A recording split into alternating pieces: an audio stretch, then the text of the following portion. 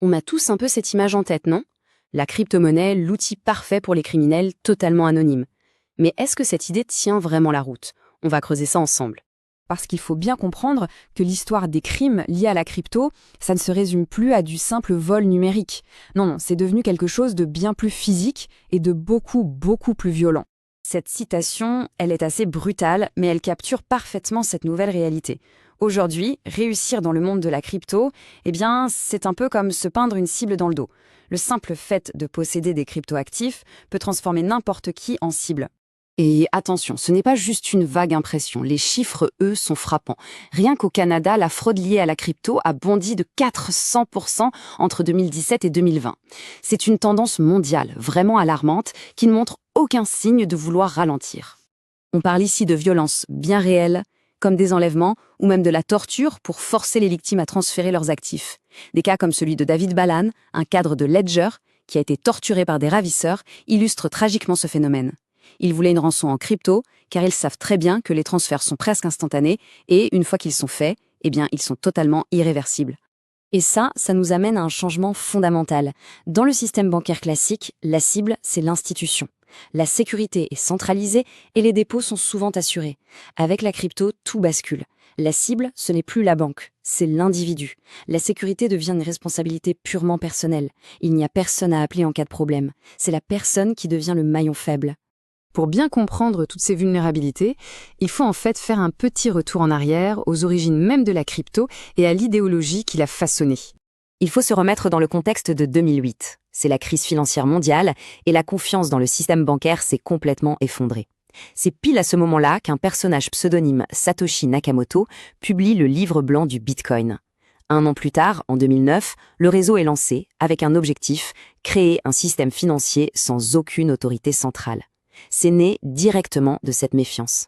L'idée de base, elle est radicale. Il s'agit de contourner entièrement le système bancaire, de créer un système qui n'exige de faire confiance à personne, ni à une institution, ni à un État.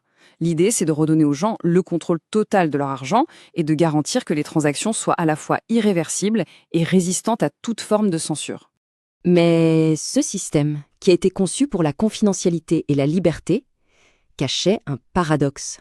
Un paradoxe qui allait devenir sa plus grande vulnérabilité.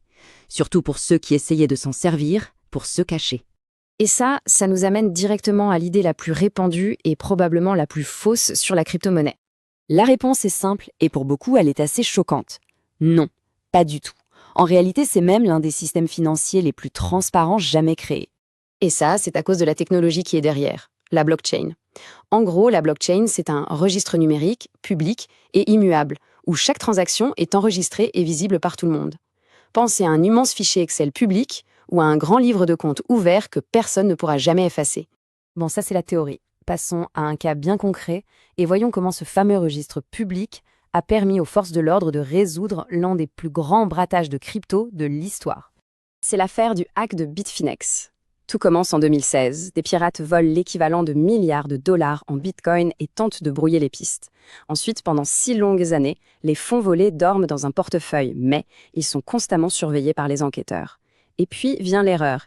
Les pirates commencent à déplacer de petites sommes pour acheter des cartes cadeaux et de l'or via des plateformes américaines. Le FBI n'a eu qu'à suivre ces petites transactions pour remonter jusqu'à un couple new-yorkais. Une perquisition plus tard, ils trouvent un simple fichier sur leur ordinateur contenant les clés privées des milliards volés. Une seule erreur a suffi pour tout faire tomber. Alors, on voit que l'affaire Bitfinex, elle démolit complètement le mythe de l'anonymat. Mais qu'en est-il des autres grandes promesses de la crypto? Quand on sépare le mythe de la réalité, voilà ce qu'on trouve. Premièrement, ce n'est pas anonyme, c'est pseudonyme. Chaque portefeuille a une adresse publique et si cette adresse est un jour liée à une identité réelle, tout l'historique des transactions devient lisible. Deuxièmement, est-ce vraiment une monnaie? Pas vraiment. C'est surtout un actif spéculatif, bien trop volatile et lent pour les achats du quotidien. Et enfin, la décentralisation, elle est assez relative. En fait, une poignée de poules de minage et de grandes plateformes contrôlent la majeure partie de l'activité du réseau. Au final, on se retrouve avec un paradoxe assez saisissant.